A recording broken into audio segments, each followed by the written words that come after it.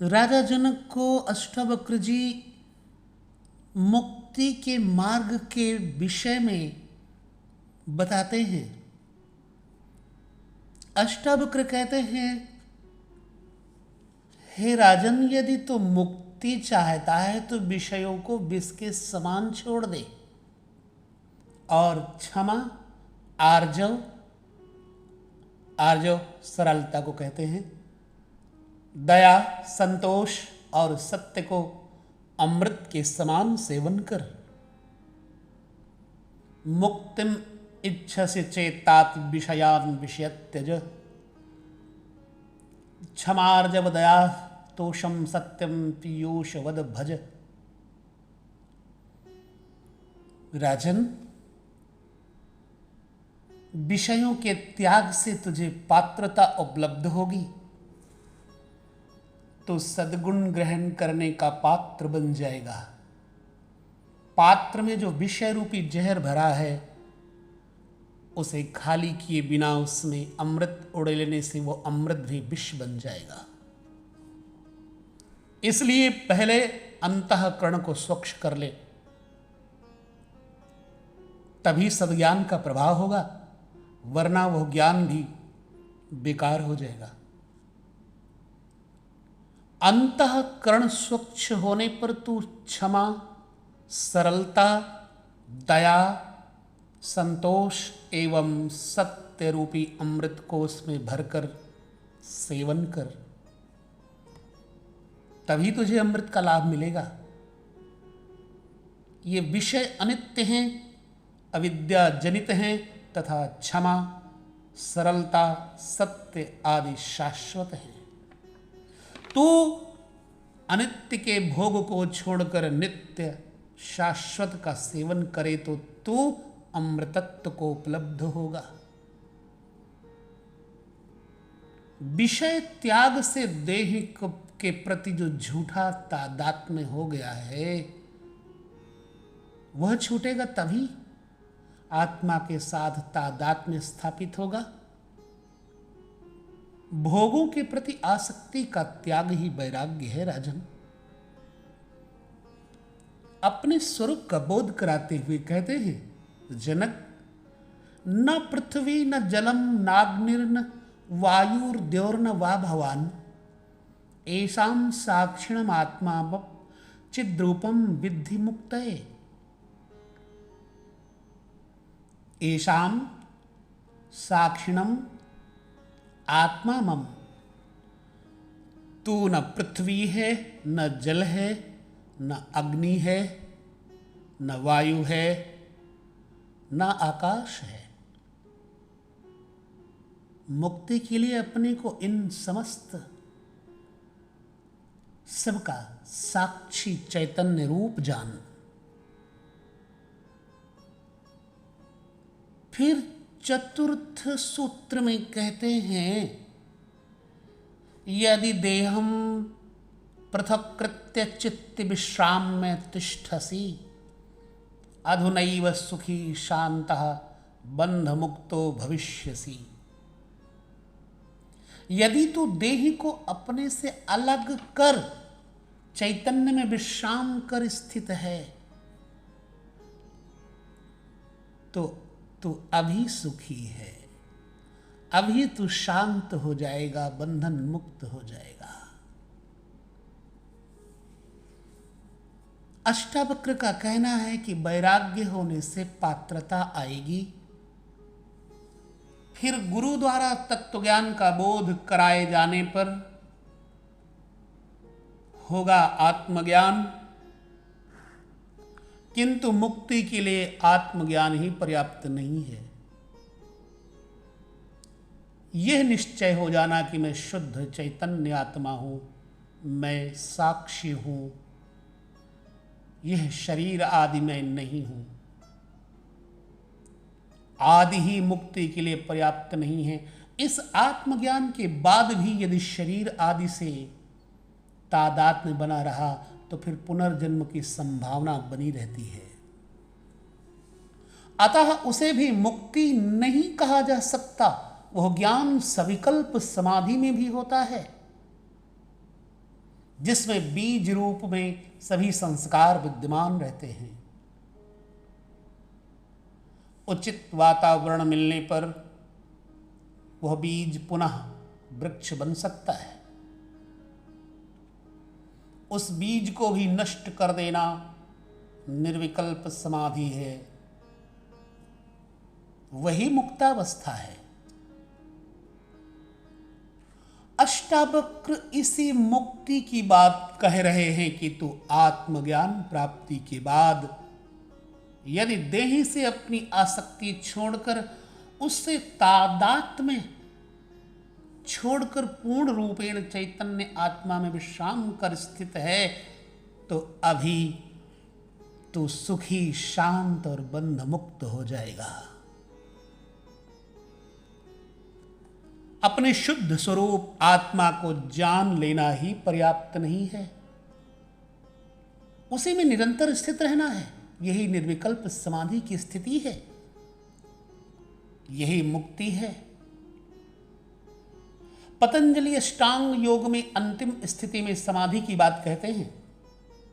अष्टावक्र पहले ही वाक्य में जनक को समाधि का ज्ञान करा देते हैं। शरीर और आत्मा के मध्य ऐसे 7 आवरण हैं।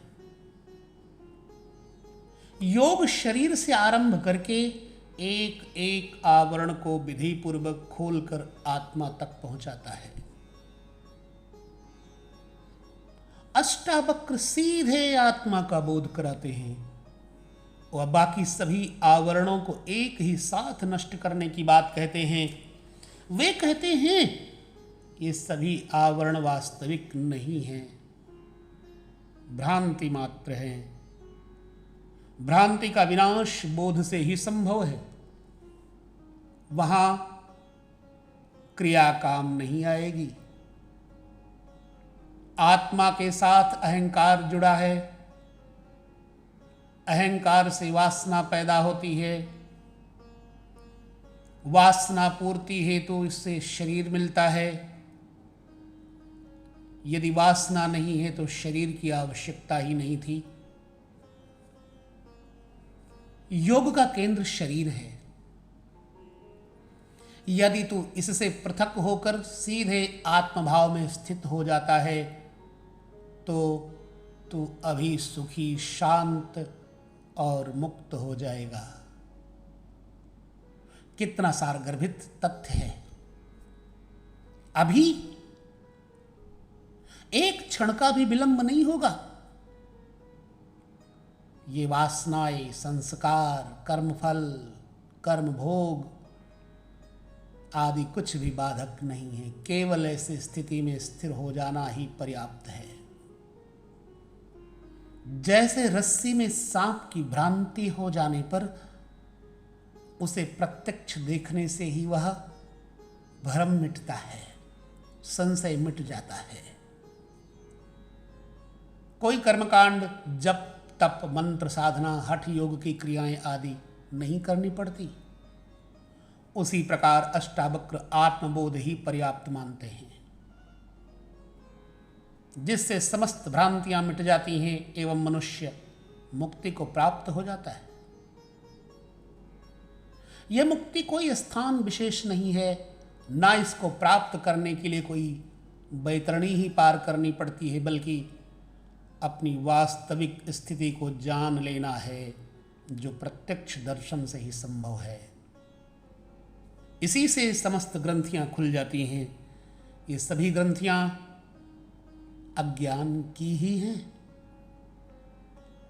शिव गीता में भी लिखा है, कहा है, मोक्षस्य नहि वासी अस्ति न ग्राम्यांतरमेव वा अज्ञान हृदय ग्रंथिनाशो मोक्ष इति स्मृताः। अर्थात मोक्ष का किसी लोकांतर में, घर या गांव में निवास नहीं है, किंतु अज्ञान रूपी हृदय ग्रंथि का नाश ही मोक्ष कहा जाता है। जो चैतन्य आत्मा में विश्राम करके ठहर गया वही मुक्त है। सभी कर्म शरीर और मन के हैं। जो शरीर और मन के प्रति अपनी आसक्ति रखता है उसे के कर्म बंधन का कारण बनते हैं। आत्मा का कोई बंधन नहीं है, वह करता है ही नहीं, वह तो दृष्टा है।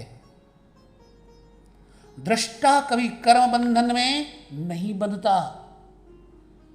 ये सभी भोग, कर्म, अहंकार, लोभ आदि शरीर और मन की धर्म है, आत्मा के नहीं है। जो अपने को आत्मा मानकर शरीर से अपना संबंध छोड़ देता है वो मुक्त ही है। यही अष्टावक्र का परम उपदेश है।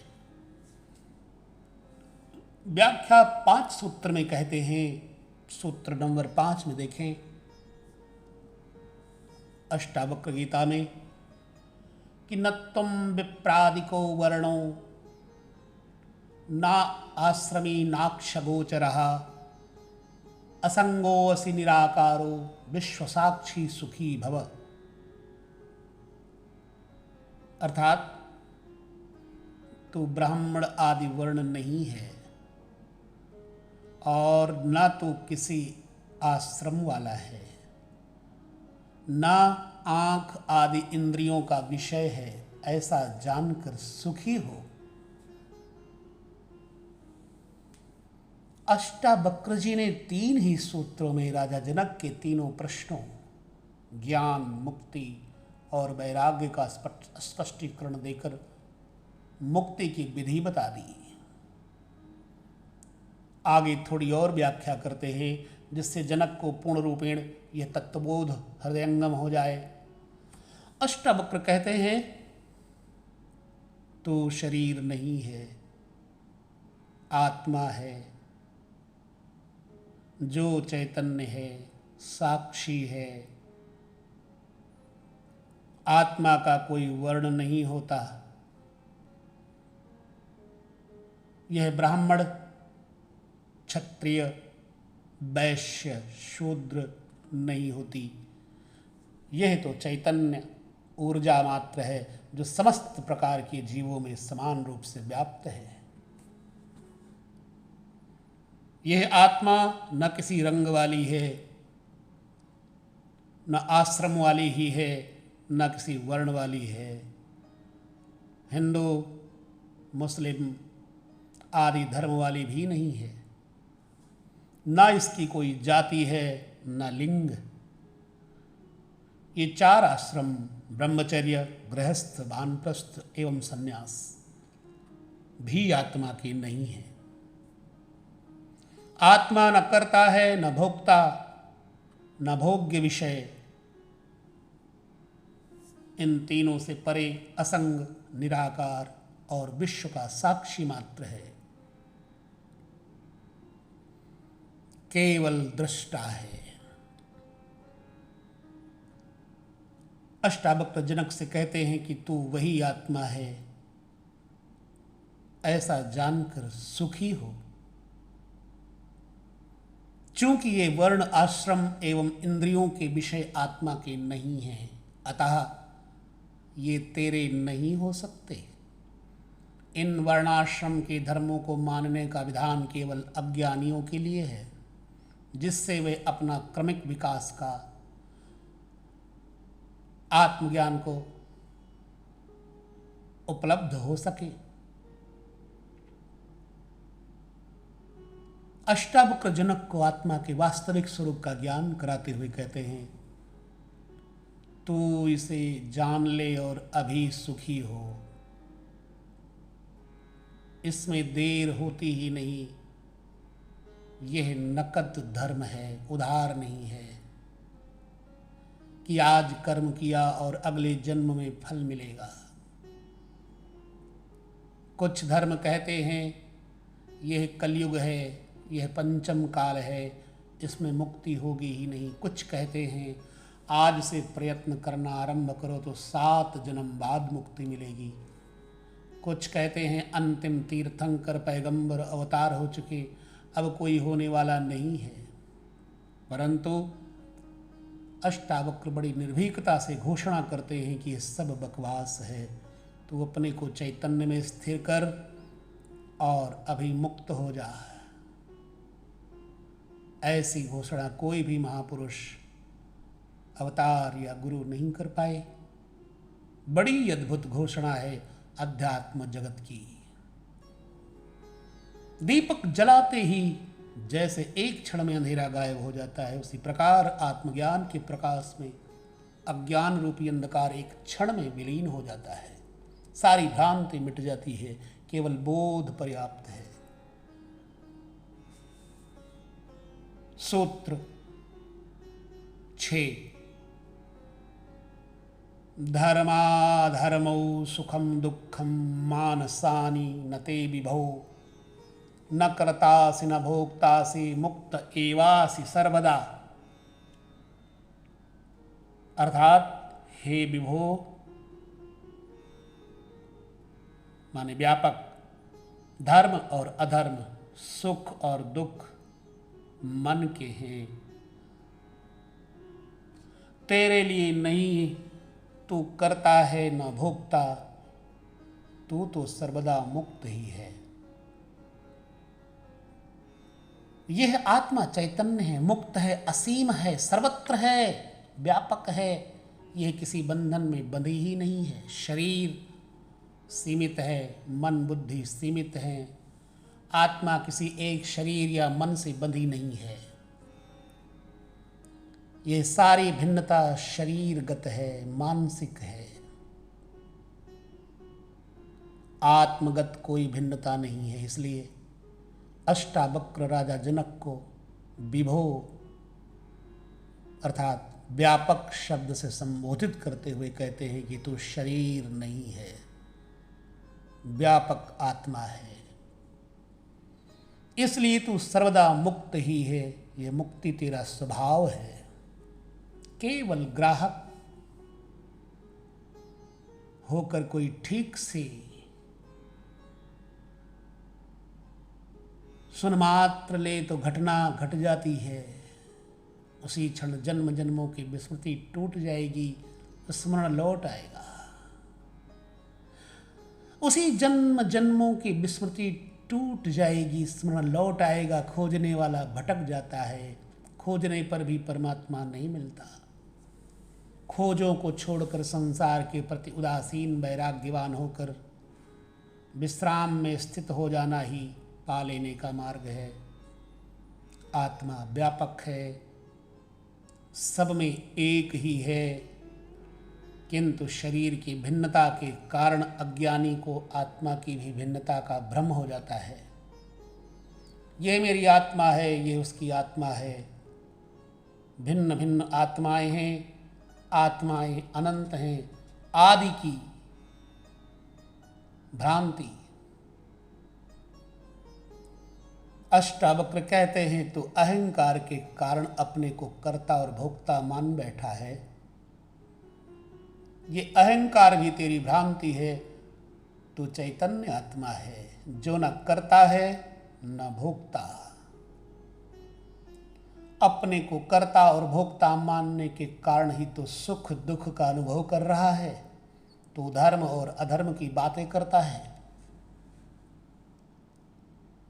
वास्तव में धर्म और अधर्म, सुख और दुख मन के ही हैं। तो अहंकार वश ही अपने को आत्मा से भिन्न अनुभव कर रहा है। उसे छोड़ दे तो आत्म सदा युक्त मुक्त ही है। अहंकार और मन के मिटते ही तो कर्तापन और भोक्तापन से मुक्त हो जाएगा। वह इस धर्म अधर्म सुख दुख से भी मुक्त हो जाएगा। सूत्र 7।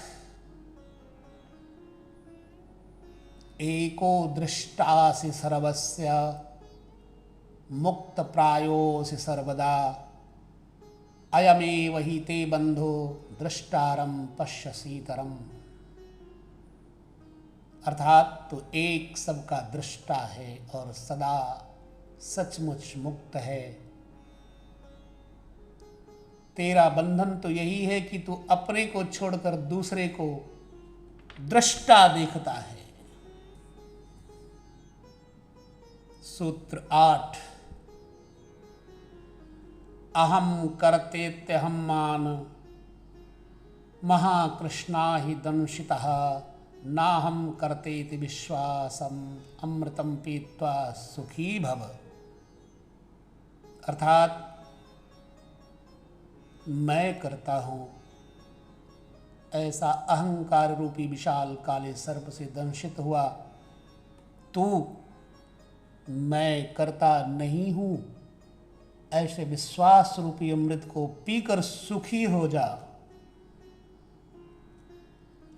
इस सूत्र में अष्टावक्र अहंकार को ही दुखों का कारण मानते हुए कहते हैं कि तू इस अहंकार रूपी विशाल काले सर्प से दंशित हुआ है, इसलिए अपने को कर्ता मानता है, यह मैं हूं।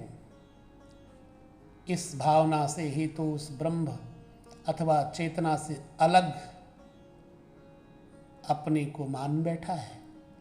जब तक तेरे में अहंकार है तू अपने को उस आत्मा से भिन्न मानता रहेगा। यही भिन्नता सभी दुखों का कारण है। इसलिए तो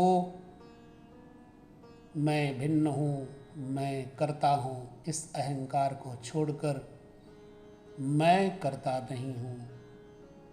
कर्ता वही ईश्वर है, मैं निमित्त मात्र हूँ, उपकरण हूँ। ऐसे विश्वास रूपी अमृत को पीकर सुखी हो। इस सूत्र में अहंकार को समझना आवश्यक है। समस्त सृष्टि की उत्पत्ति एक ही ब्रह्म से हुई है।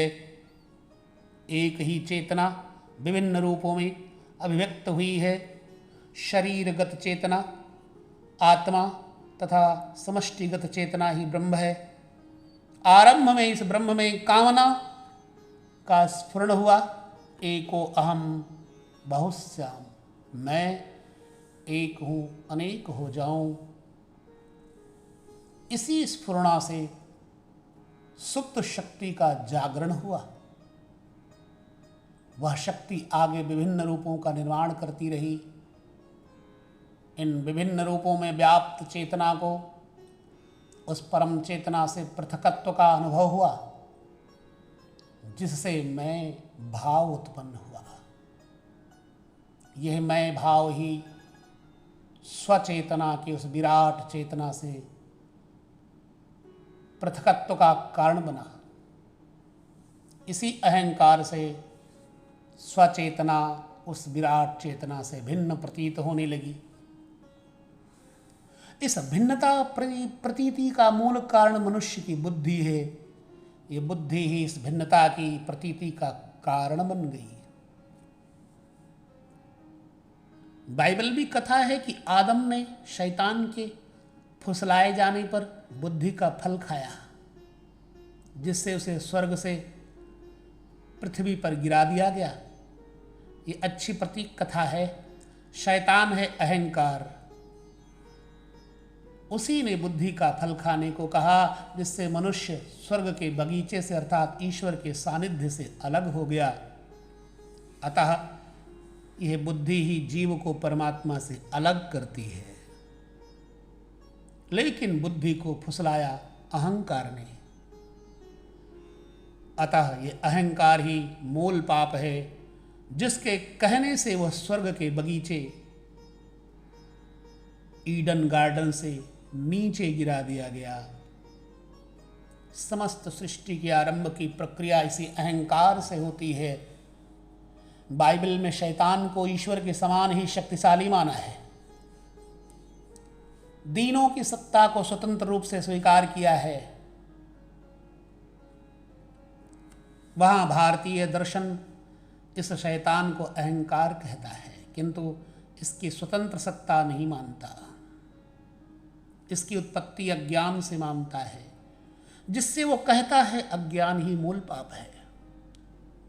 अज्ञान से हुई यह प्रतीति आत्मज्ञान से ही मिट सकती है। जब आत्मा का बोध हो गया, उसका ज्ञान हो गया, तो भ्रांति मिट जाती है और मनुष्य अपने वास्तविक स्वरूप को पहचान लेता है। तभी वह शांत एवं सुखी हो सकता है। इसलिए अष्टावक्र कहते हैं कि मैं करता हूं, ऐसे अहंकार रूपी विशाल काले सर्प से डसा हुआ तू मैं करता नहीं हूं, ऐसे विश्वास रूपी अमृत को पीकर सुखी हो जा।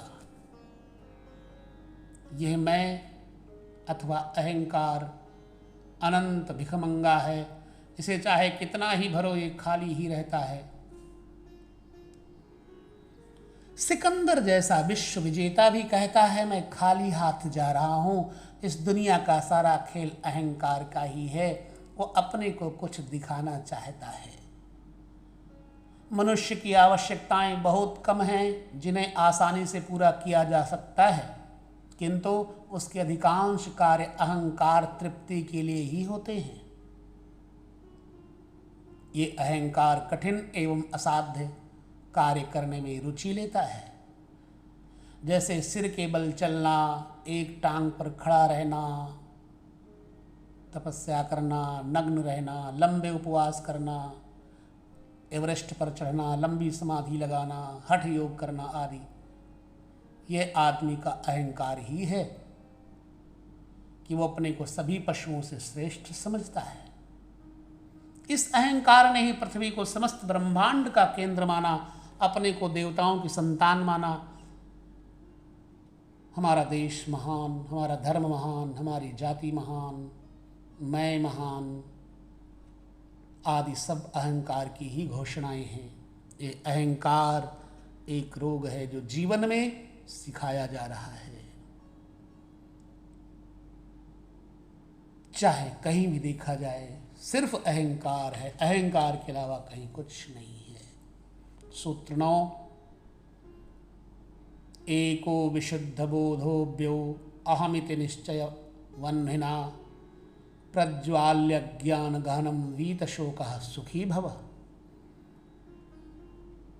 अर्थात मैं एक विशुद्ध बोध हूँ, ऐसी निश्चय रूपी अग्नि से गहन अज्ञान को जलाकर तू शोक रहित हुआ सुखी हो जा। अष्टावक्र जी कहते हैं, राजन यत्र विश्वमिदं भाति कल्पितं रज्जु सर्ववत् आनंद परमानंदः सबोधस्तुम सुखम चर। अर्थात जहाँ यह विश्व रस्सी में सर्प के समान कल्पित भासता है, वही आनंद परमानंद बोध है, अतः तो सुखपूर्वक विचर। इस प्रकार से अष्टावक्र ने राजा जनक को बड़े सुंदर सूत्रों में अपने स्पष्टीकरण में राजा जनक को ज्ञान दर्शन कराया है। समस्त काल्पनिक दुखों से मुक्त होने के लिए राजा जनक को जगाया है और कहा कि मुक्ताभिमानी मुक्तो ही बद्धो बद्धाभिमान्यपि किवदन्ति सत्ययम या मति सा गतिर्भवेत। अर्थात मुक्ति का अभिमानी मुक्त है और बद्ध का अभिमानी बद्ध है। यहाँ यह किवदंती सत्य है कि जैसे मति होती है वैसी ही गति होती है। अर्थात तो अगर अपने को मुक्त मानता है तो मुक्त है, और तो अपने को बंधा हुआ मानता है तो बंध है। राजा जनक परम आत्मज्ञानी हैं। इसमें निश्चय है कि ऐसी सुंदर चर्चा, ऐसी ज्ञान युक्त चर्चा राजा जनक के सामने अन्य कोई नहीं कर सकता, एक महाविज्ञानी ही कर सकता है। अर्थात अष्टावक्र पूर्ण ज्ञानी है और यही बताते हैं कि राजन आत्मा साक्षी विभु पूर्ण एको मुक्तिश्चिदक्रियः असंगो निष्पृहा शांतो भ्रमात् संसारवानिव। अर्थात आत्मा साक्षी है, व्यापक है, पूर्ण है, एक है, मुक्त है, चैतन्य स्वरूप है, क्रिया रहित है, असंग है, निष्प्रिय है, शांत है, यह भ्रम से संसारी जैसा बंधन से बंधा हुआ सा लगता है। बस इतनी चर्चा के बाद अगले प्रकरण में अष्टावक्र गीता